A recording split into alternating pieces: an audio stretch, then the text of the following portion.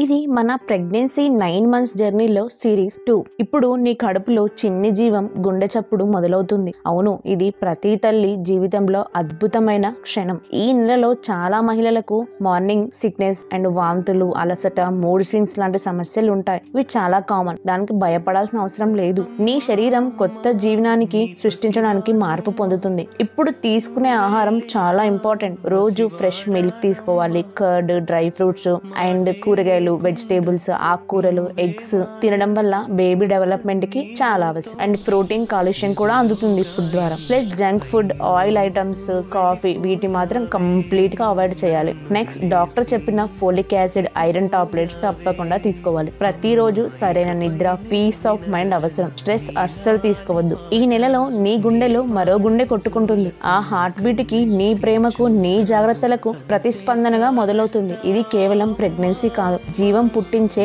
తల్లితనం ప్రారంభం.